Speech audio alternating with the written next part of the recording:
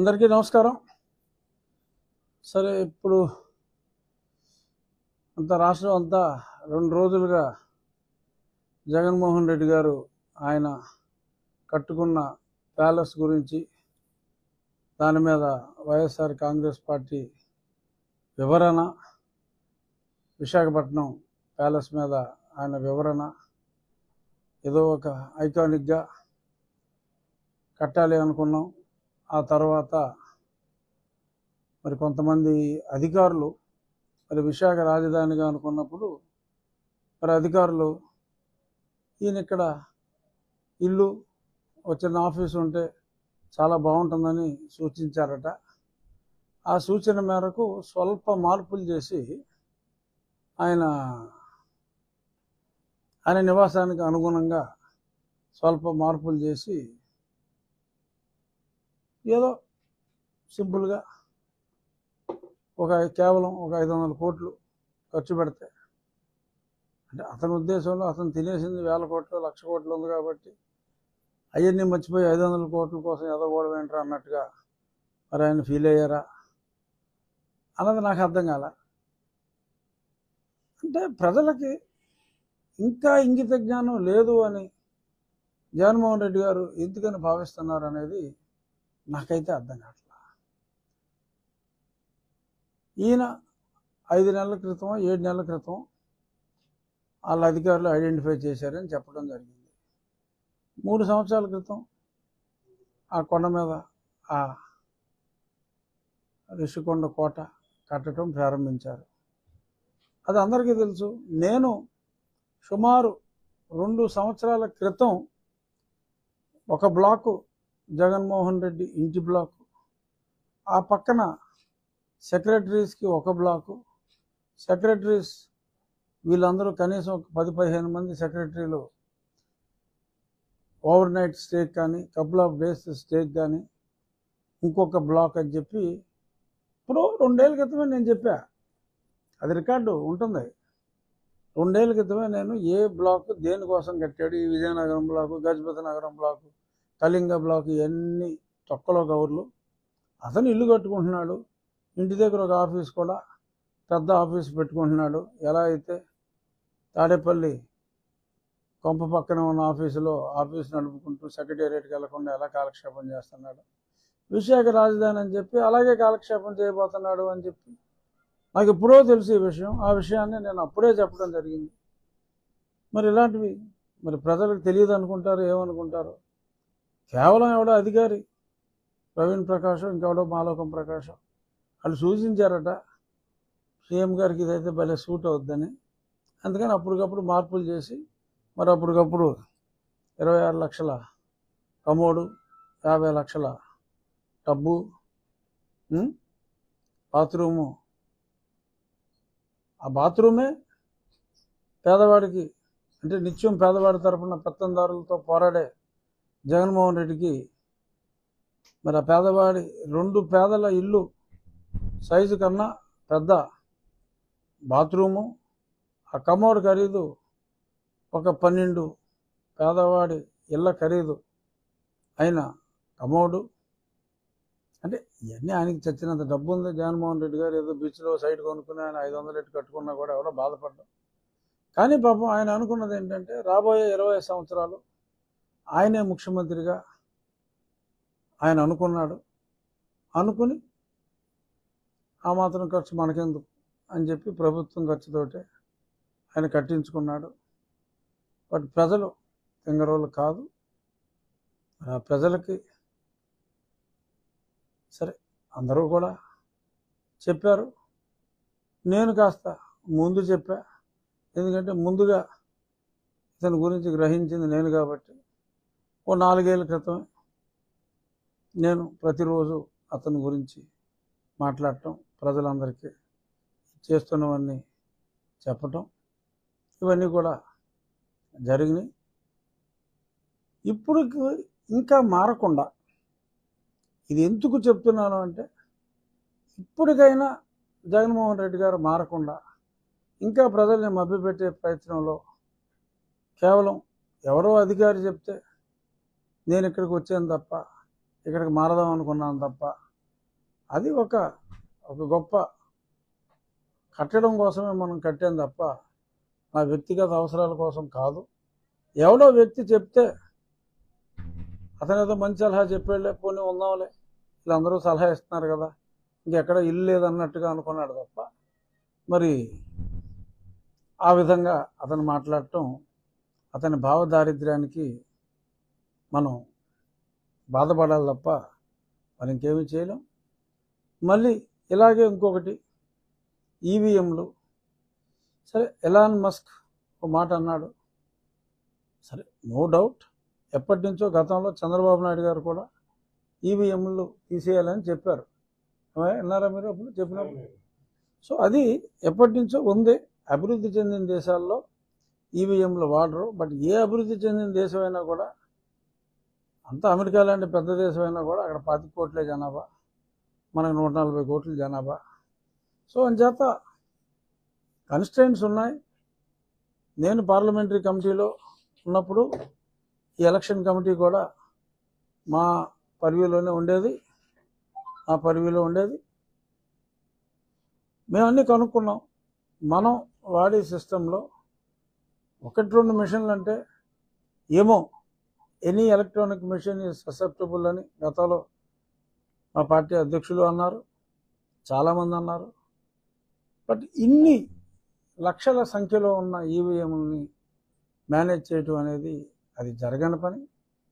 మరి ఈయన తన ఓటమిని ఇంకా అంగీకరించలేక, ప్రజలు తనని దారుణంగా తిరస్కరించారు అని పాపం నమ్మలేక ఆయన ఓపెన్ చేయమ్మ కట్టాను. ప్రజలు తిరస్కరించారు అనే పచ్చి నిజాన్ని జీర్ణించుకోలేక ఈ రకంగా మరొక భావదారిద్ర్యానికి ఆయన పాల్పడటం దురదృష్టం. ఓటమిని అంగీకరించడంలో గౌరవం ఉంది. You should have accepted, yes తెలుసో తెలియకో తప్పులు చేశా, మన్నించండి అని ఒక మాట అనుంటే మేబీ కొంత స్టేచర్ పెరుగుండేదేమో. అసలే పడిపోయిన స్టేచర్ని మరింత పాతాల పంచుల్లోకి తొక్కుకుంటున్న జగన్మోహన్ రెడ్డి అవస్థను చూసి జాలిపడాలా, మరి ఇంకేంటో నాకైతే అర్థం కావట్లేదు. ఇది కేవలం ఆల్రెడీ పడిపోయిన వ్యక్తిని నేను మరింత పడదోసే దిశగా కావాలని నేను మాట్లాడతలేదు. అది సభ్యత కాదు, సంస్కారం కాదు. ఇకనైనా మారాలి, ప్రజలు తెలివైన వాళ్ళని చెప్పి జగన్మోహన్ రెడ్డి గారు అంగీకరించాలి. ఇంకా ప్రజల్ని పనికిరాని వాళ్ళుగా, మూర్ఖులుగా భావించవద్దు అని చెప్పి వైఎస్ఆర్ కాంగ్రెస్ పార్టీ, సరే 11 సీట్లున్నా, ప్రతిపక్ష హోదా లేకపోయినా అదొకటే ప్రతిపక్షం. సో కాబట్టి ప్రతిపక్ష హోదా లేని ప్రతిపక్షానికి నా సూచన ఏంటంటే, be dignified in your statements. ఏం మాట్లాడినా కన్స్ట్రక్టివ్గా ఉండేలాగా మాట్లాడండి తప్ప ప్రజల్ని డిగ్రేడ్ చేసేలాగా మాట్లాడొద్దు. Let there be constructive criticism అని మరొకసారి తెలియజేస్తూ, ఇక అది వదిలేసి నియోజకవర్గానికి వద్దాం. నేనేం చేస్తున్నాను ఆ నియోజకవర్గానికి అనేది ఇంపార్టెంట్. ఎందుకంటే ప్రస్తుతానికి, సరే అది ప్రస్తుతానికి అవుతుందా, పర్మనెంట్ అవుతుందా అనేది ప్రస్తుతాన్ని పక్కన పెడదాం. ప్రస్తుతానికి నేను టోటల్ ఫోకస్ అంతా కూడా మరే బాధ్యత అప్పచెప్పలేదు కాబట్టి పూర్తిగా నా నియోజకవర్గానికి నేను పరిమితమై, ఎలాగా నిధుల లేమైతే చాలా దారుణంగా ఉంది. ప్రభుత్వం మారినప్పటికీ కూడా ఓవర్ నైట్, మరి ఎందుకంటే చాలా హామీల బడ్డెన్ ఉంది. మరి పెన్షన్లు, మరి 50 ఏళ్ళకే పెన్షన్లు, ఎన్నో సూపర్ సిక్స్లు ఇవన్నీ ఉన్నాయి.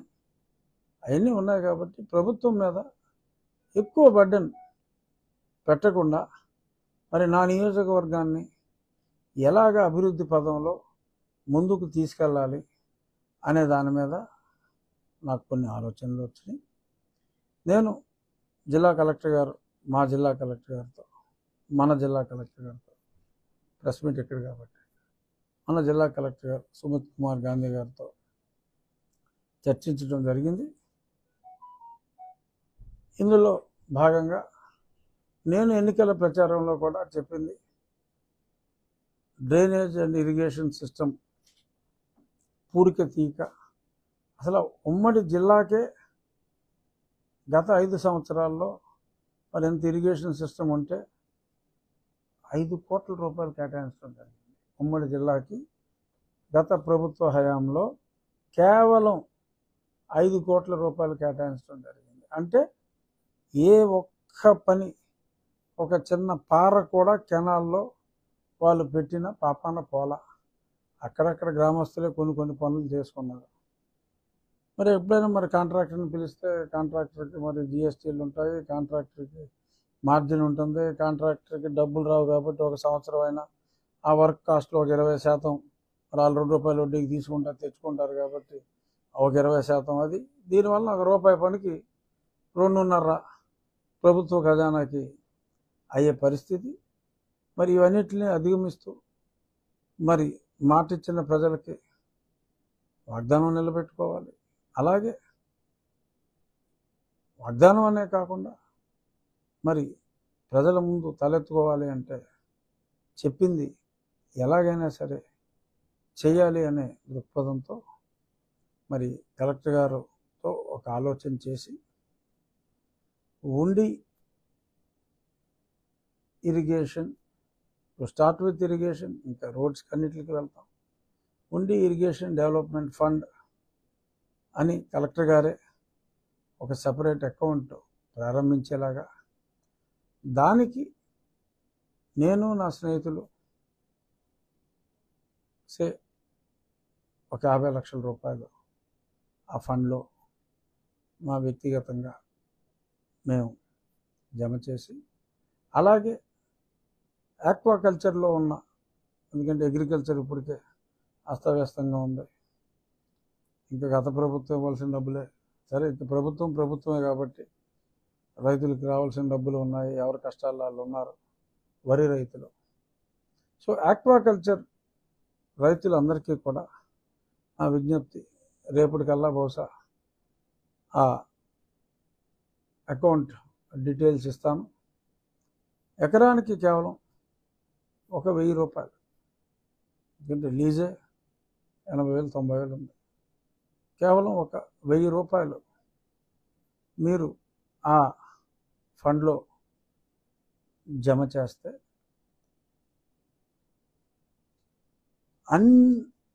అన్ని కెనాల్స్లో ఆ గుర్రపు డెక్క ప్రాబ్లం కానీ, పూడికిపోయిన దగ్గర ఆ పూడిక తీయటానికి స్మూత్ ఫ్లో ఆఖరి ప్రాంతం వరకు కూడా ఆ నీరు దూర ప్రాంతాలకు కూడా ఎటువంటి అబ్స్ట్రక్షన్ లేకుండా నీళ్లు అందేలాగా, సో మంచినీరు కూడా అందుతుంది. ఆ చెరువులు నింపుకోవడానికి ఇప్పుడు ఏలూరుపల్లి లాంటి గ్రామాలకు నీరు వెళ్తారా, శివారు గ్రామాలకు. సో ఈ అవస్థలన్నీ అధిగమించేలాగా ప్రతి రైతు కూడా ఇందులో, అంటే ప్రజలు ఇందులో భాగస్వాములు అయ్యేలాగా, ఎవరికి కూడా బర్డెన్ ఉండదు. అతి తక్కువ కాస్ట్లో, కాస్ట్ టు కాస్ట్ ఒక బుక్లైనర్ని అవర్లీ బేసిస్లోనే అద్దెకి తీసుకొని ఆ గ్రామస్తులే ఆ వర్క్ మానిటరింగ్కి అధికారులు ఉంటారు. బట్ ఆ గ్రామస్తులు ముందు సర్టిఫై చేయాలి. ప్రతి గ్రామంలోనూ ఎవరైతే ప్రధాన దాతలు ఉంటారో వారిని ముఖ్య పాత్రధారిగా పెట్టి వారు ఆ వర్క్ ప్రోగ్రెస్ పక్కూరు వెళ్ళేటప్పటికి ఆ పక్కూరు గ్రామ పెద్ద he would take the lead. ఆ రకంగా ఈ సీజన్లో ఒక 45 రోజులు, నెక్స్ట్ సీజన్లో వచ్చినప్పుడు ముందే ఆల్మోస్ట్ ఇంకా ఈ 2 సీజన్లు దాటేటప్పటికి మళ్ళీ కనీసం ఒక 2-3 సంవత్సరాల వరకు కూడా ఎటువంటి